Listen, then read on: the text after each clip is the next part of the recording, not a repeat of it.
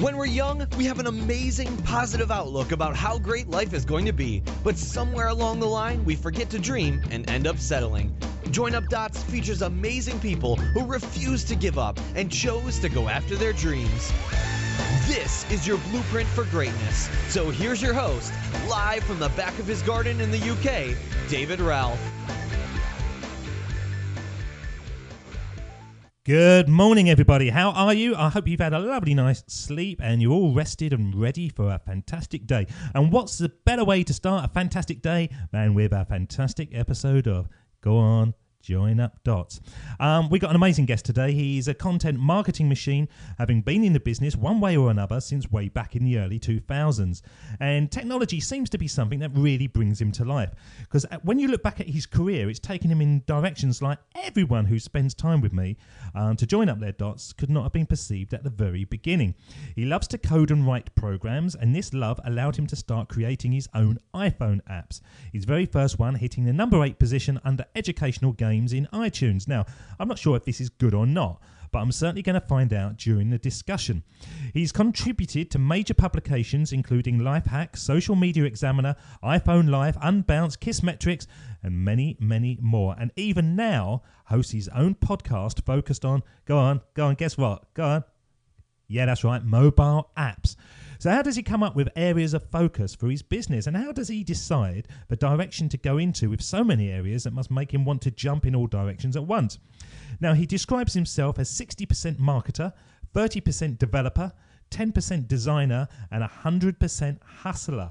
Now, fortunately for us, he isn't very good at maths, as I would sling in 100% conversationalist too. So let's get down to business and start joining up the dots with the one and only 200%er, Mr. Steve Young. How are you today, Steve? Good. I'm great, David. Thank you so much. It's a great introduction. I love it. I took it from your website, really. It's amazing what you can find in LinkedIn and people's about pages, isn't it? Yeah. I love that. I love the using the percentages. I think it breaks down exactly who I am in a nutshell.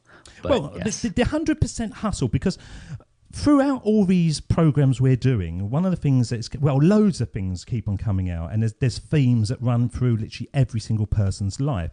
But one of the things that really seems to be evident, that nowadays to create a life under your own terms, you really have to develop your as I call it, your hustle muscle.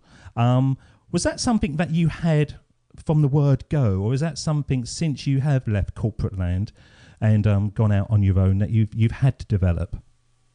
No, I think it's something I've had from the word go. I think it's been ingrained in me. I think personally, my parents came, so I'm in the U.S. now, I'm in the Bay Area, and my parents came from Burma, Myanmar. And because we're immigrants, that sort of hustle mentality has always been embedded in me. I remember when I was young, my dad used to work 2 jobs. Now, he's a programmer, and so like that self-taught person he's led the way in that. And I remember when I was a kid, he'd just always pick up books on English, books on computer languages, books on every little thing. We'd always be at the libraries, and he'd just pick up books and books and books, and he taught himself everything, right? Like how to speak English, grammar, like everything. And so that, seeing him go through all that, I think has sort of led the path for me to kind of figure out like, yeah, like I don't want to make it seem like people who succeed in life are those who just sort of just falls upon them. But, even as I continue to grow, I want to make sure that the message is always about always hustling, always being the one who gets things done quick and starts shipping right away. So yeah, it's always from the word go. A long answer to a relatively short question. No, because with your dad, and be honest, when you get through this program, you will hear my questions. They go on forever. Actually, when I'm giving the question, I think, I've got to stop here. But I keep on sort of spinning off in different directions.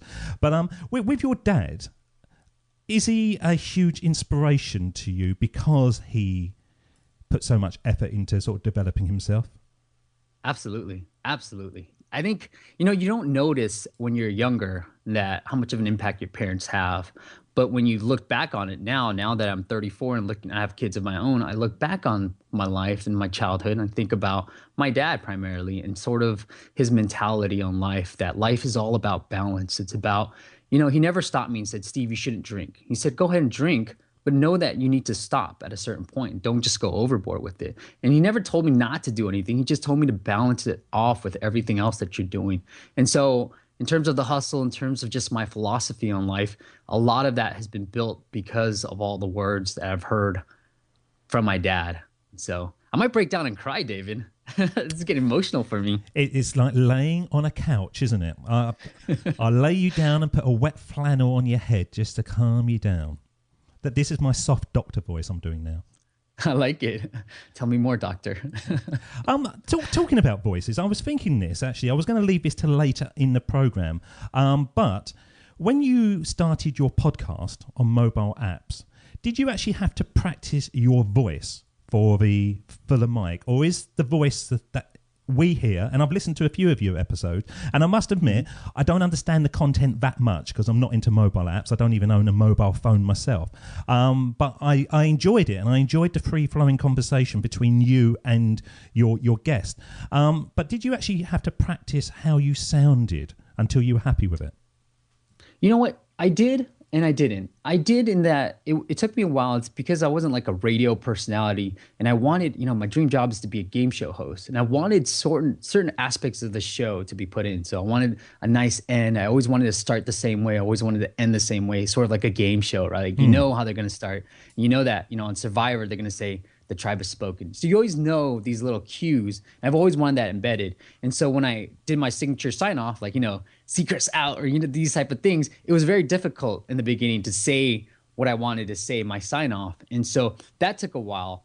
But I'm somebody who, I've been practicing this sort of presentation skills, communication skills throughout all my life. And I used to watch wrestling, WWE, and I used to repeat some of the real sayings that they used to have. And so that part of it came easy. The hard part was just being like, quote unquote, host and saying these different things that you may not say in everyday life, but then because it's a sort of a show in my eye, I wanted to say these things. And so when I first said my sign off, it was really, really awkward. And now it feels very natural. And so that took me a while to get used to. It is funny, isn't it? In episode 14, I was having a conversation with a lady called Cynthia Sanchez, who's got a Pinterest interest, and she's developing her online work in that area. And I said to her, when you started sort of presenting and stuff, because the public speaking is a byproduct of becoming successful in an online world.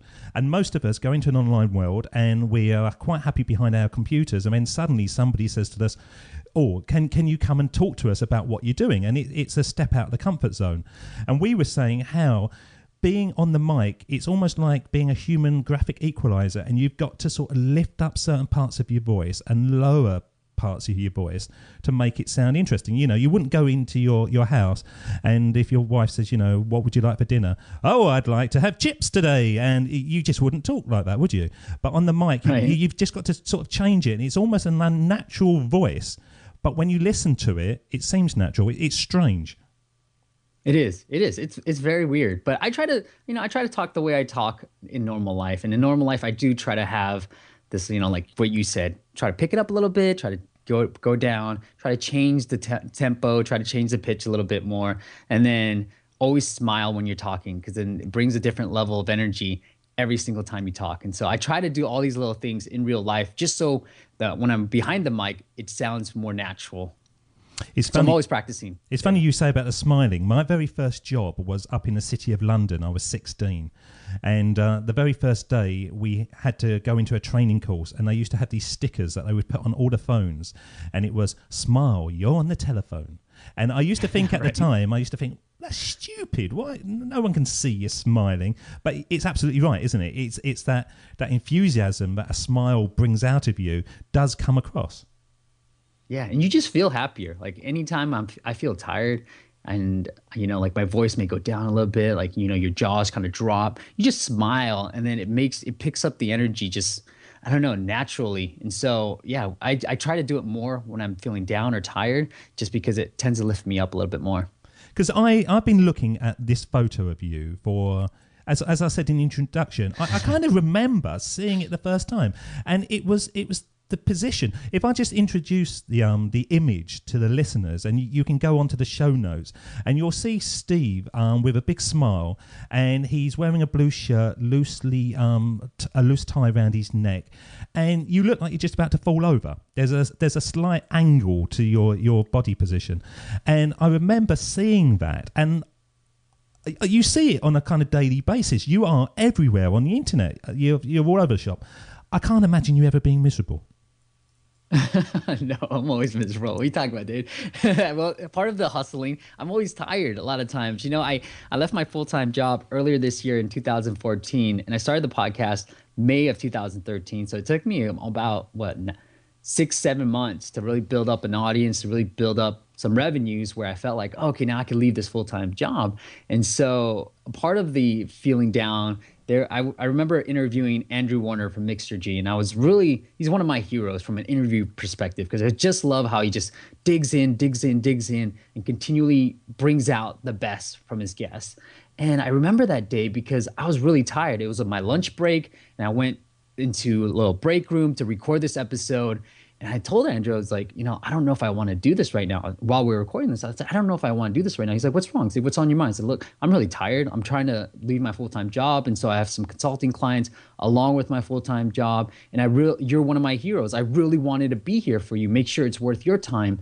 And, I let that out, and it felt a lot better just saying it out loud. But at the same time, like, I'm always tired. And sometimes, and this is a great theme to your show, David, is, sometimes I have no idea if I'm doing the right thing, if this is ever going to lead to anything.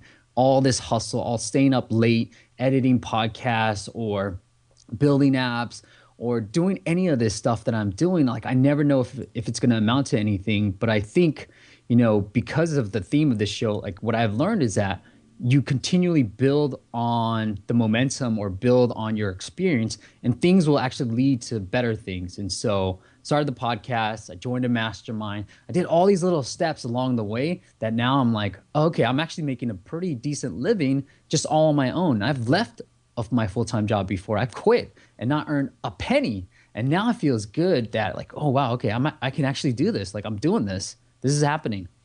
Now, question for you. Now you're working on your own, are you actually working harder than you used to in corporate land? Because I certainly am. I'll put my hand up and say, for many years, I kind of coasted. I'd come home and say I worked hard, but looking back on it, not working hard as I am now. Yeah, no, absolutely. Absolutely. I mean, you can't turn it off. And that's the hard part. You can't turn it off. I wake up sometimes at 4 because my daughter woke me up. She's 1 year old. And, I want to get up. I'm like, okay, you know what? I can go back to sleep, or I can just get up and get things done while everybody's still sleeping. I've got a few hours to myself, and, I'll just get up. And so it's hard to turn off. And you're absolutely right, David. Like I thought I used to work hard and I used to bring it in, but then you bring it in and then you turn it off. But when you're on your own, you bring it and then you keep bringing it and then you keep bringing it again. And so you just never turn it off. And so, yes, I've worked so much harder, but it's so much enjoyable. It's more enjoyable too. Cause there are certain days, I'll tell you, we're recording this, and the morning I was just with my kids. And so I wasn't really working. I was just taking care of my kids, and my daughter was napping. I did a little work then while my son was at school, but then I was just dad in the morning of the day. And so it feels great that, you're able to work really late, but at the same time you have that work-life balance as well. Well, I haven't got the work-life balance at the moment, I'll be honest. I quit my corporate job to find a path for myself. And my daughter said a couple of times, she's getting a little bit easier now. She's 8, my youngest one. And she said, Dad, you left work to spend more time with us and you're seeing us less. And I keep on having to say to her, it's because I'm working towards something. I'm getting something off the ground. It'll become easier, which is kind of true. But the other half of it, I kind of love doing this. And so I keep on kind of tripping up the garden, because I've got an office at the back of the garden where I do all my recording. And, if they weren't there, I'd be up here doing this. And if they are there, I try to make an excuse, which is terrible. But sitting watching the Muppets, it doesn't get me as much as doing this at the moment. So I certainly haven't got the work-life balance right. Right. It takes a while. I mean, I think I was there too, like the first quarter. So this is more my 4th or 5th month on my own. And the first 3 months my wife told me, like, we had a real serious conversation. She said, look, you love your kids. You're always there for your kids. You love your work, where do I fit in all this? I feel like I'm number 3 or 4 right now. And so, I had to really take a step back and look at why I actually quit, and then say, you know what, I actually quit because I want to do that. And so, there are times when I want to work, but then I'll say, okay, hon, let's go watch a movie, or let's go do this together, and let's go do this together, or let's just mentally break away from all the work stuff. Because yeah, you're right. We love doing this. We would do this 24/7 if we could. And I feel like I'm doing it more than that at the moment, which I'm going to change. I'm going to change. Episode 47 will be my last show. I'm not really. I'm Right. still going to do it.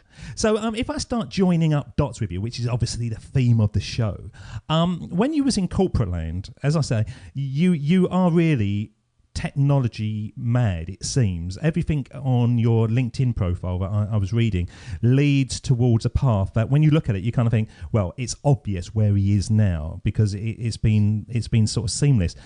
Was it, or has there been transitional periods where you thought, actually, I'm on the wrong path, or I need to change direction? I think more so now that I'm on my own. When I was at corporate life, I always knew that I wanted to merge technology and marketing and business together somehow. And so I love marketing. I love coding, and I can do it. So I like that. I like being able to do a lot of different things. And so starting corporate life at Walmart, and I was just running all their paid search campaigns. Big budgets, like I love doing it. It was a great job, but I was like, I can't just do paid search. Like I want to do more. And so I went to a smaller company and I ran email, paid search, and I think SEO and everything. And I was like, oh, I love this, right? Like, but I'm like, oh, how do I go even smaller? And so, obviously I wanted to climb the corporate ladder and, run the whole marketing department. So I went to a startup and I was doing everything marketing related, from PR to everything related. And then, so I kept going towards that path, and I wanted to climb the ladder. But at the same time, like I was still picking up different knowledge and skill sets along the way. And so my latest job, I went in it saying like, this is going to be my last job that I ever have. This is it. And it wasn't until, that was 2010. It wasn't until 2014. So 4 years later that I said, okay, I'm leaving. I said it when I went in, that this was going to be the last job I ever had, and I left it. Luckily, it all worked out. But that job, I learned so many new skills, and this whole growth hacking thing that's become popular, this buzzword. I mean, that's all the stuff that I learned while I was at full-time job. So if the listeners out there kind of listening to this and be like, I love my job, but like I want to be out on my own. Start growing it slowly. You're there. Use the resources that you have, and then learn all the technology. I paid for a bunch of different courses. I used them and I implemented into the business, right? And so I was able to learn a lot of different skills. And one skill that I picked up that I thought I never would pick up is I know how to scrape different websites using just Google Docs now, right? Like, this is crazy. And now it's a real skill to have, because I tell anybody that and they're like, oh, wait, you know what? I want this person's email address. Like, how do I find more email addresses? And so you learn all these different things. And I would say, use your corporate job to learn as much as you possibly can. Like, go beyond what the scope of your work is, so that you can, when you leave, you're like, oh, I have all these skill sets that I can use to build my own business now. I developed something in corporate land just before I left. I really had kind of lost my mojo, I'll be honest. And I had started reading blogs and websites, and I just kind of saw there was a different way to life, and it wasn't the life that I was leading. So I developed this thing called, it's I didn't develop it, I'm being stupid there. It was already out there, and I just kind of used it. And it's called Parkinsons Law. I don't know if you've heard of this, Parkinsons Law. Mm-hmm. And it's a law where basically a task will expand into the amount of time you allow it to have. So I used to create training courses, and they used to say to me, how long does it take to create a training course? I used to go, well, okay, if you want a good one, it's going to take sort of 10 days. And I realized that by setting this thing called egg timer on my computer, it would tick away, and my focus was like off the scale. So I created myself a way of doing my work in half the time. But they're going to listen to this now, but I don't care because I'm not there. In the other time, I just used it to develop my own skills and my own business and all that kind of stuff. So when I left, I had a pretty good head start because I was doing it half the time at work and also in the evenings as well. But Parkinson's Law is brilliant. Any task you have, you give yourself 6 weeks, it's going to take 6 weeks. You give yourself 2 weeks, it's still going to take 2 weeks. And you can compress massively by focusing in on that. Yeah, I love it. Yeah, now, like a great way to do is just have some kids too. They'll put some Parkinson's laws in year 2. That's like, because I have a couple of kids, I don't have that much time. So I have to, and I would add one more thing is, don't let it expand, and also focus on the things that are actually going to generate revenue for you too. I think a lot of times we make a to-do list and we don't really know. We just do the easiest thing first. Like, oh, okay, I could get this done. Then I have to start thinking. I have an hour to work while my daughter's napping. What can I do right now that's actually going to generate money for my business? And it's like, okay, that's probably the most important thing that I can get done right now. All the emails, everything else can wait till later tonight when I have some time and my brain's pretty much fried. But here I can do this one thing right now, send an email out to my list that's actually going to generate some revenue. Let's get that done first. The 80-20 principle, I think we're talking about here. Yeah. Focusing on the 20% of things you do that brings in 80% of your results, and you'll never look back. Absolutely. Absolutely. So when you did leave your job and it took the 4 years, how did you overcome that fear that all of us have? It's like I said, I think I started slowly. So when I started the podcast, I had no idea what I really wanted to do. And honestly, David, I didn't want to be known as the app guy. Like, I was just like, I know so much more. Like, I don't want to be known as the app guy. But when I first started it, people started coming to me and saying, you should focus on app marketing. I mean, that's all. I mean, you have a marketing background, you can code, just focus on app marketing. There's a niche there. I'm like, but I don't want to be known as just that guy, right? And it was hard. And then I finally accepted it when people started coming to me like, hey, can you help me with your marketing? Do this and do that. And I'm like, oh, you know what? I can be known as the app guy and still do all this other stuff that I wanted to do. And so I found sponsorships later around October. I brought on my first sponsor because in December, I had decided that December was going to be my last month. And so I started thinking about ways that I could bring in revenue. And I picked up a couple of consulting clients just because I had the podcast. I was known as the app person. And so they're coming to me to help them with their app marketing. And so, I felt more comfortable. Like this fear that I had once had when I started the podcast, I had fears of, if anybody would come on to the podcast, who am I? Nobody knows me. Why would anybody say yes to come on to the podcast? And then those started to dissipate and slowly emerged to, am I ever going to be an entrepreneur? I've had this podcast for like 5-6 months, and am I ever going to be that entrepreneur that I've always wanted? And said, okay, now, other things started rolling in terms of consulting clients. Like people started coming to me to help them with their with their marketing. I said, okay, now I'm actually generating some revenue now. Like now I have some runway. Like, and then as I was leaving, I said, okay, I've already made up pretty much half of what I was already making. And then another consulting client came in that sort of just filled in the rest of the whole. I'm like, oh, okay, I feel good now. And so it is that theme of joining up the dots. The little things that you put into place last year, I know, like the little things I put into place, they now have accumulated to me leaving, having a pretty decent living, and being able to do what I love. And it all started just because I took little itty bitty steps. David, I started the podcast not even know, I've shared this with my listeners already, but I didn't even know how to podcast. I didn't know anything about it. I knew that this is something I wanted to do. Join the club. And I was like, hey, I want to do it. And so I emailed my first guest that day. That night, he said yes. And I scheduled out for 2 weeks later. And guess what? You figure out how to do it within the 2 week span. I said, okay, I got it. And now, did I know everything? No, but I knew how to record it and make sure that it recorded. I could figure out the editing stuff later on. And so, I would say like that first step that you can take, whatever that shortest route, the point from point A to point B, do that first. And then you can worry about the rest later. They'll fall into place. I sent my first email out to a lady called Pamela Slim. If you're listening out there, Pamela, I salute you.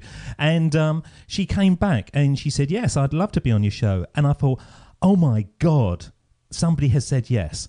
And I've now got to do this. And it did kind of push me into a corner. And for one thing or other, it took a lot longer than I planned, just because I actually built a proper recording studio, because I've got a house full of people, so there wasn't anywhere quiet enough to actually record and do myself justice. But when I first sent that email out, I didn't expect anyone to come back and say yes. Why the hell would they? I'm nobody, Now, obviously, because I've been going a while, I'm getting traction and people are sort of knowing my name. So it is getting easier. But those first ones, I still look back on it, and I've had this conversation with numerous people. It surprised me, and it still surprises me, that people that are successful are willing to help, quote unquote, nobodies. Mm-hmm. Does that surprise you, or did it surprise you? Absolutely, absolutely. I mean, there's a reason why they're successful, because they're always willing to give back. And I think that's sort of what I've learned as I've gotten to a point where people are now reaching out to me, and like, you have a little bit of following, you say, you know what, I'm always willing to give back. And so as much as I can give back to my listeners, I try to do that as much as possible. And I even had a 3-week span, or not 3-episode span, of just where I would bring on a listener to come on to the podcast and share their story and what they were doing in the app space and everything like that. And so I try to give back as much as possible. But yeah, I mean, there's a reason why they're successful, and that's primarily because they love to give back. That's actually the same idea that I've got. Once I get to episode 100, hopefully there's a movement and a community building. I'm very aware, as you say, little bitty steps. So at the moment, I'm just focused on doing the episodes, getting them out every day, hopefully providing content that people want to listen to.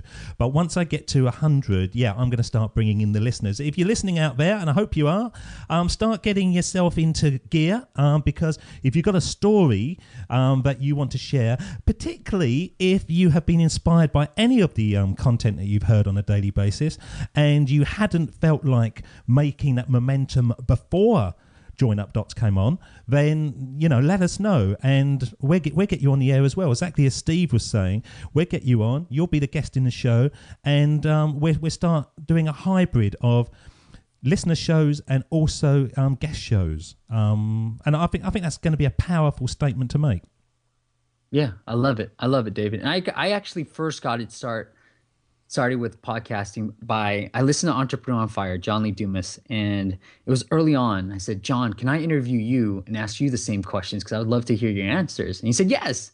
It's crazy. And I didn't know how to podcast. I had like a headset mic. And so if you listen to Entrepreneur on Fire episode 150, that's me asking John all the same questions he asked his guests. And he threw me a bone and said, yeah, Steve, he trusts me enough. And I was like, I've never even interviewed anybody on any show. And that's when the bug hit me when I did it on his show. I was like, well, this is not as hard as I thought it was. And then obviously I started my own podcast shortly after that. But that was the first real podcast that I recorded with John, and he did everything, right? All I had to do was sit there and ask him the questions. I remember listening to that. I didn't realize that was you. Yeah, episode 150. That's me. John Lee Dumas in the Chair or something it was called. Exactly. I said, I'm turning the tables on John Lee Dumas, and it was very early on. And so he was still, happy to have me on and kind of do that. But yeah, it was cool. And I just emailed him. I just cold emailed him and said, hey, John, can I interview you doing the same thing you do, but you answer these questions? And he said, yeah, let's do it. Have you heard of, hopefully you have, Solopreneur Hour with Michael O'Neill? Yeah. Heard of a show. Now, if you go to episode 8 of that, about 16 minutes in, that is the first time that I've ever been on a podcast, and I had got the urge, and I needed to get my voice out there somehow so I could listen back to it. And on a lot of the websites, on mine as well, there's a little thing on the right-hand side called SpeakPipe, and you can send a voicemail across. And I had a little USB sort of headset. I had a little Samsung notebook, not up to the job, so the quality of it wasn't very good in any shape or form. But I sent him a message, and then I gave him a couple of introductions, sort of stingers, as we call them in the business here, when it would be at the beginning. Hi, my name's David Ralph from the United Kingdom, and you're listening to the Solopreneur Hour with Michael O'Neill, that kind of thing. And he played them, and it really was such a confidence boost, because suddenly I thought, it wasn't that I thought I sounded good, because I didn't think I did sound good, but what it gave me was the confidence that somebody else felt confident enough to put me on their show. Right. Yeah. Isn't that great? Those small little dots that you built really, really early on in the past now lead up to now. David, you have your own show. You sound fantastic, by the way. Oh, thank you. And you got this professional studio. I mean, I could just tell.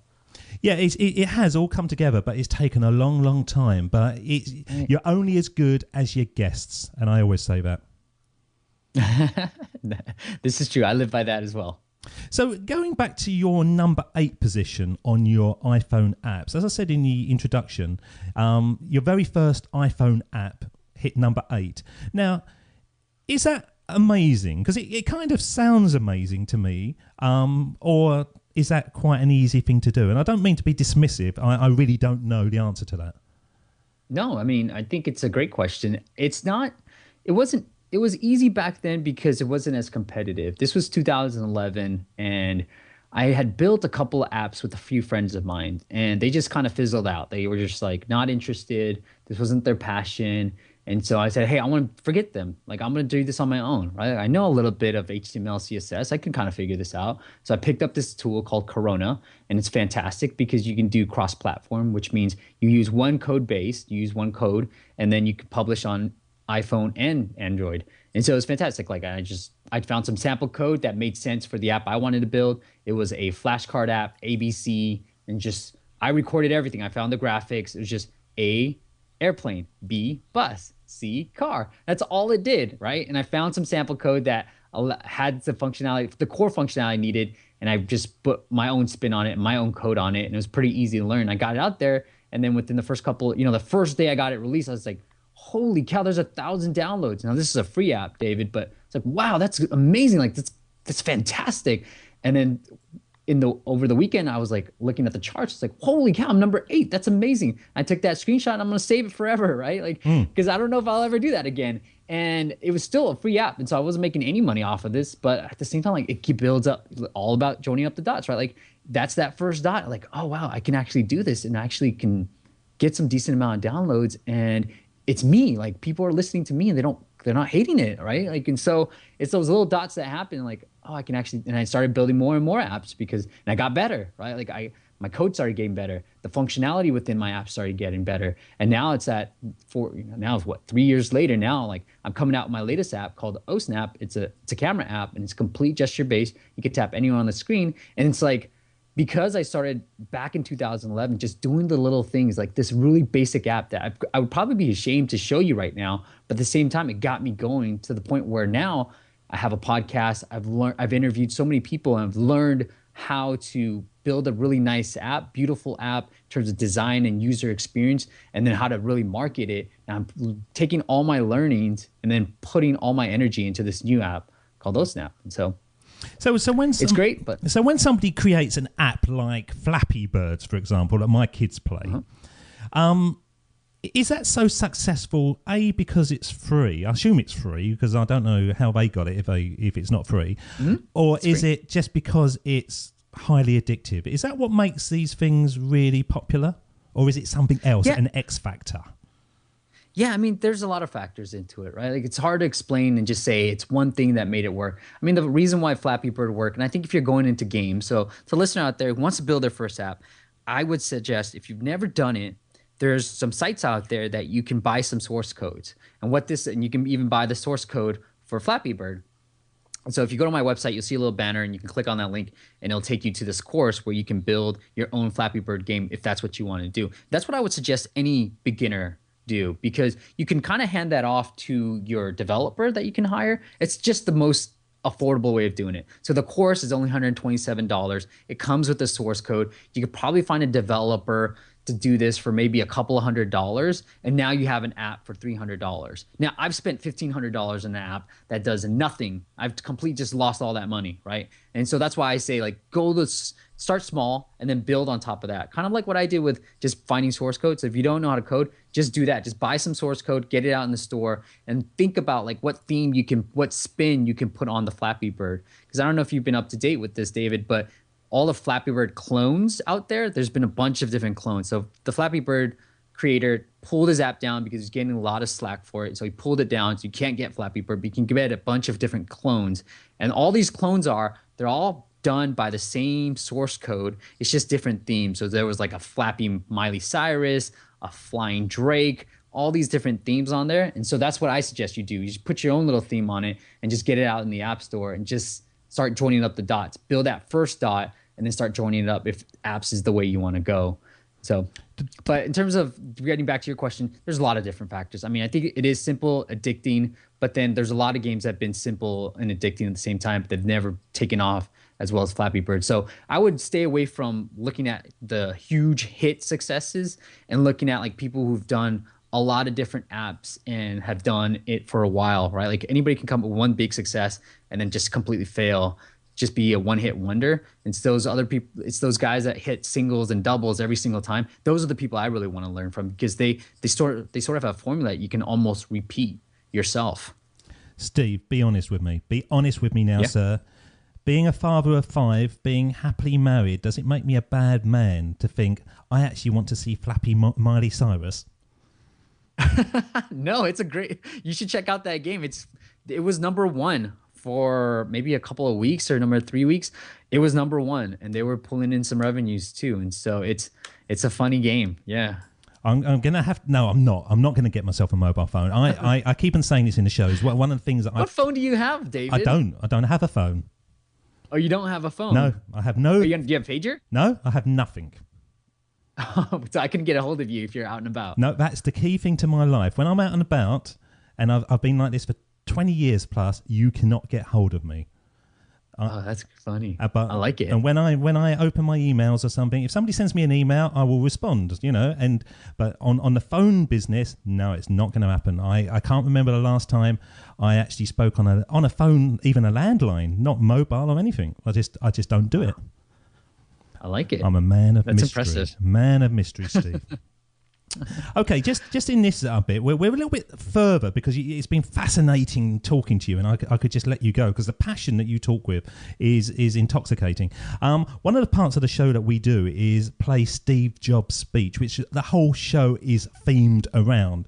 And I'm going to play it now, and as I do with most guests, I'm then going to ask, whether you think this is relevant, whether you think this is accurate, or whether, as some guests have said, and I had one guest who said, I would like to punch Steve Jobs in the face for saying that, which took me by surprise, but it was a fascinating point of view that he came up with. So I'm going to play it now. We're going to listen to Steve Jobs, and then I'm going to ask you what your thoughts on this is. Of course, it was impossible to connect the dots looking forward when I was in college, but it was very, very clear looking backwards 10 years later. Again, you can't connect the dots looking forward. You can only connect them looking backwards. So you have to trust that the dots will somehow connect in your future.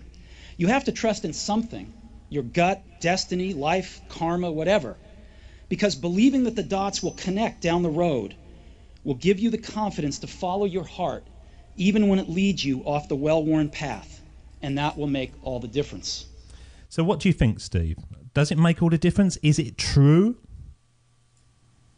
I'm curious, David, who's the guest, so that the person who's listening right now may have missed this episode? Who's the guest that said that he or she wants to punch Steve Jobs in the face? Let me look back. It was, just checking my list, episode 38, Stephen Sashen.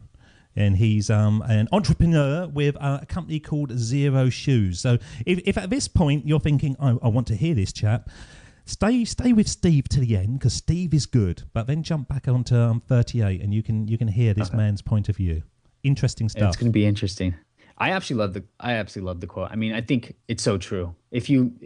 I'm living proof of it. I think it's the fact that I had no idea if this was going to actually ever happen. When I was in elementary school, around, I think I was probably 10 or 12 at the time, I sold these cassette tapes to my classmates, and they were these rap cassette tapes, and they had cuss words on it. And so at the time, obviously, I don't even know how I got hold of these cassette tapes, but at the same time, I would just copy them and then sell them off for $5. And, I've always considered myself an entrepreneur, somebody that was going to do business, and I just didn't know when that would happen. And so at the time, I was just trying to climb the corporate ladder, things like that. But it's those dots that I put into place about learning all these different things, these skill sets that I've learned and picked up along the way that have led me to this path of now, I feel like I'm on the cusp of something great. I could just feel it, and I would have never felt it. Because, if you had talked to me maybe 5 months ago, I would have been like, I don't know if I'm going to ever become an entrepreneur. I really want to, but I don't know what is going to happen. And I think it was just putting different things into place in terms of where I knew where the revenue was going to come from, everything else, like that's what it finally worked. And I don't know, I don't have all the answers right now. And I still feel that way. Like, I don't know if Snap's going to take off. I don't know if any of this stuff is really going to take off. But at the same time, you know, you build on the momentum and you're like, oh, I can actually do it though. It doesn't matter what the product is, what the idea is.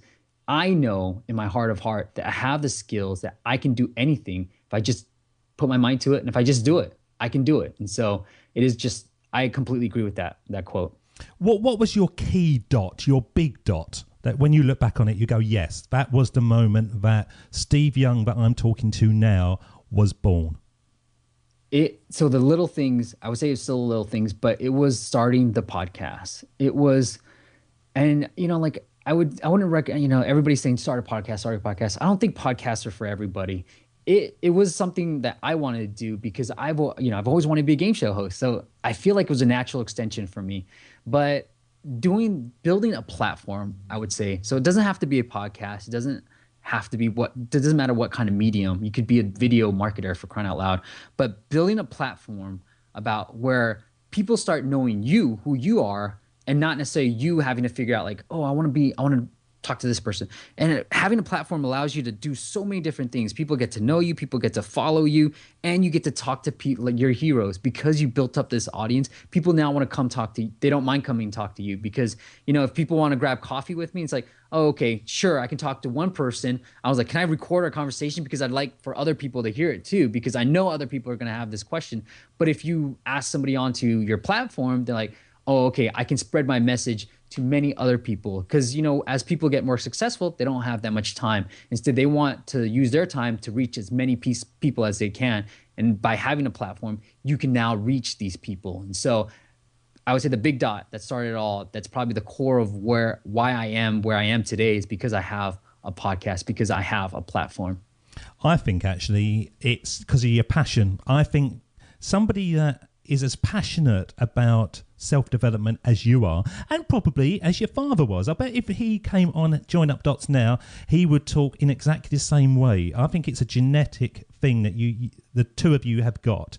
So I think it's the passion that drives you, and I think there's the fact that you've been successful with your podcasting and all the other things. It comes down to the big P word, passion. Oh, thanks, David. Yeah, I do have a lot of passion.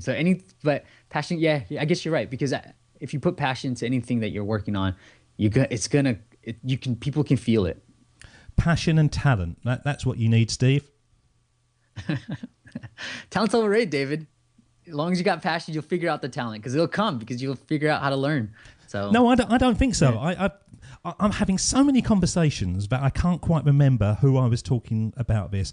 But right. But the amount of people that go on American Idol or X Factor over here who's got all the passion in the world and they can't sing a note. They have no talent. You get them singing 10 years later, they're still going to be rubbish. You've got to balance it up with a certain amount of talent that you can then develop and improve upon. If you haven't got that talent, that sort of core latent talent to begin with, no passion's going to push you forward, is it? It's got to be a sort of a hybrid of the two. Good point. And this is the point when I get you to sing live on air to see. Let's do it. I used to be in an R&B band, David, so I'm ready for you. I used to be in an R&B band in high school. We used to sing all the time. Boys to Men was the band that we really admired, and so I'm ready for you. Well, I'm gonna. There's a bit at the end of the show called the Sermon on the Mic. I might get you to actually sing the tune straight through. Oh man, let's do it. Yeah, we'll bring that on. Steve, just before we do get to the Sermon on the Mic, where's your life gonna go now? You've got the family, you've got your daughter. I assume being a young man, there's sort of other children in the pipeline or whatever. Where, if I could say to you, in 5 years' time, you have got your dream existence, what would it be? So I've got a couple of kids. I think we're done. I've got a 5-year-old son and a 1-year-old daughter. As well. You don't talk about him, Steve. I'm sorry, Noah. I love you. I think you're ashamed of him somehow. No, he's fantastic. But I think what I've learned, David, along the way is that I'm a guy who likes to connect. I like to talk to different people. I like to stay connected to people, and whether you're a listener, just a friend or whatever. And I tell this story a lot because I hated my best friend. I love him. I've known him since I was 9 years old, but I always felt like it was me that had to sort of say, hey, you want to hang out sometime? And he's like, yeah, sure, sure.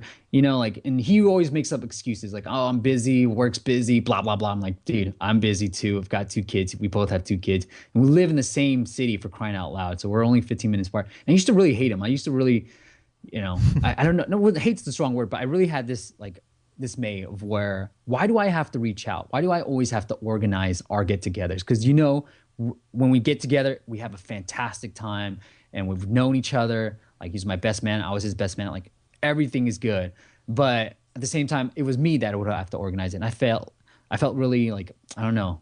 I don't know what the right word I'm trying to look for, but I hated him for it. But now I realized that, hey, that's just my personality. Like, I like to connect with people. I like to keep in touch with people. I like to do this thing. And so I think it's all about connecting. I started my own mastermind that's for appreneurs. And I've learned that, this is the type of things I like to do. I like to stay in touch with the people that are listening, the people that want to be a part of this mastermind. I want to stay in touch forever, really. Like, I want this mastermind, this group, to be 5-10 years down the road, look back at this group and say, hey, look, guys, look what I'm doing now. Look what I'm doing now. And have other businesses start because of this group. And so that's what I'm really passionate about, is just connecting with more and more people, and just, like, continue to connect with more people and try to hopefully inspire. But, inspire means that I'm actually leading in some way, and I don't feel like a leader. I feel like just somebody who likes to connect and talk to people. You couldn't do this 20 years ago, could you? No, isn't that what makes us great? Like, people stop making excuses. Like, we live in a great era. I almost cussed. We live in a great era right now where you and I are thousands of miles away, and we're doing this through Skype. And, like, we feel like we know each other, and you couldn't do this 20 years from now. You have all the tools you need to build your own platform. Please stop listening to this and go build your own platform after this episode, because that's the most valuable thing you can possibly do. I guarantee it. Well, I would say after this episode, listen to another one. It's good for my downloads. Then do what Steve says. But before then, listen to at least 2 or 3 of them. Continue listening. You got to continue learning from David. But at the same time, you got to build your own platform. Don't just listen and not act. Listen and then go act. And the theme for this is platform. Go build it. So listen to tomorrow's show. There'll be a different theme. But this theme will be build your platform. So go build it right now, today, after you stop listening to this episode. Wise words indeed. Which brings us on to the end of the show, which I like to call the sermon on the mic, when you provide somebody else with wise words, and that is the young Steve Young. Now, you can choose any age you want, Steve, but I'm going to send you back in time like a young Marty McFly and put you into a room with your younger self. And what kind of information would you provide to them? Would you say just make it up as you go along, or would you provide sort of nuggets of gold? So I'm going to play the music, sermon on the mic. You have heard it before, Steve, so you can sing along if you want. And when it fades out, I'm not going to say a word. This is you, and you're on the sermon on the mic.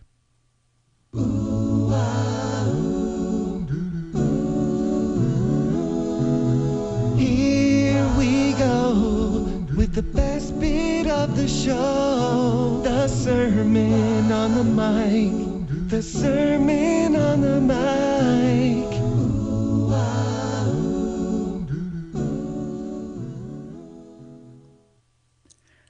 Well, Steve, you handsome little devil, you're 23 years old right now. The thing that I would say is stop being so fearful. You know in your heart of heart that you can do whatever you want to do. You've got the hustle inside of you. You've got the passion inside of you. You've got the knowledge. All you got to do is hit go and go. I know right now what you're doing, you started your own little business right now, and it's doing okay. And you're going to think to yourself, I need to find another job, because that's what the world wants you to do. But you love what you're doing right now. Continue doing it. Now, this doesn't have to be the business that you run 5-10 years down the road, but this will be the business that you start that you love to do that's going to lead you down other paths. And so don't find another job. Continue living at the parents. They're taking good care of you. And just continue building upon your business, and you'll learn so much more than finding another job. So you have everything that you possibly could need to build a successful business. Just go out there and stop being so afraid and stop being so chicken. You'll figure it out. To the older Steve Young, I'm not talking to the good-looking Steve Young. I'm talking to the older, worn-down Steve Young. Have you found your authentic self, do you think? Absolutely. And you know what? It took a while to get there, David, but yeah, I think so. It took me a while, but now I feel like, and I'll tell you a story. Like I started this mastermind and I wanted, because I was part of a mastermind and the fee structure was all like subscription based. And I was like, okay, it's $290 a quarter because that's sort of what I was paying in the past. And I felt like this was the right thing to do. And then one person left because, he's like, hey, Steve, I can't afford it anymore. Like it's a lot of money. And then as the second group, I have two groups that are with me, two groups of 10. And the second group, there are a couple other people who are like, you know what, this is a lot of money. Like, I don't know if I can afford it anymore. And I started thinking to myself, like, wait, this is not what I want to be. This is not who I am. And so I said, hey, why don't for the people that have already paid 2 quarters, let's just cancel your subscription. Let's just stay together forever. Like this will be the new price. It's one time. Let's just stay together forever. And I'm still committed to this. And I'm still going to put all my heart and energy into this, but let's not have you leave just because you can't afford it. I don't want money to be a thing. And I built up this friendship with everybody that's in the mastermind. And so like, I don't want anybody to leave. And so, it took me a while. And I started it because I thought, this is the right thing to do. But then you change, and then maybe it'll morph into something else later down the road. But at the same time, like I found out who I am is I like to connect with people, and I don't want to lose those connections. And so that took me a while. But I feel like yes, I finally found myself. And then now I'm 34, and like I think it takes a while to really feel like find your groove, because I don't know if I knew that back when I was 24, 26. I think that's the lesson for the show, and it's the lesson for every single episode. It doesn't matter when it happens, make it happen. When you have that moment in your life that you think you've found your unique path, don't let it go to waste. Jump on it. I was 44 when I launched this show. It was on my 44th birthday. And in many ways, I could have done this earlier, but it just wasn't the right time. When you find that moment, and you get that glimmer, you get that thought, you get that twist in your stomach of there must be something else. If you're not happy in your situation, and I say this to everyone, if you are happy in your situation and you love being an employee and you love doing what you do, brilliant. That's all I would want for you. But if you're not, keep looking around, because it could happen at any time. And at that time, act upon it. Love it. Love it. Completely agree. Mr. Young, how would people who are inspired by your conversational style connect with you? Yeah. David, if your listeners are still loving your show, continue listening to this guy. I can tell in his voice that he's on to something big. I love the theme, and I think the way you produced it, it's awesome. I absolutely love it. A lot of people just do a podcast and we just talk. But if you want to find out more about apps, go to mobileappchat.com. That's my podcast. You'll find all the different things. And by the time this comes up, you'll have an episode guide so you can kind of figure out which ones to actually listen to, because I've already pumped out about 150. And so I'll put an episode guide together so that this topic's specific. But mobileappchat.com is where it's at. David, I love what you're doing. Continue doing it, my friend. Let's stay in touch. Thank you so much. Just before you go, Steve, I just want to say thank you so much for being on the show today. Thank you so much for being open, generous, and of course talkative. And I say this to all the guests, but anytime you want to come back on the show and share what you're doing next, then please, because that's the beauty of this show. We join up the dots, but that doesn't mean it's the dots in the past. It can be the dots that you're working towards. Because I believe by joining up our dots and connecting our past, we have the best opportunity to build our future. Mr. Steve Young, thank you so much. Thanks, David. David doesn't want you to become a faded version of the brilliant self you were once to become. So he's put together an amazing guide for you called the 8 Pieces of Advice that every successful entrepreneur practices, including the 2 that changed his life. Head over to joinupdots.com to download this amazing guide for free, and we'll see you tomorrow on Join Up Dots.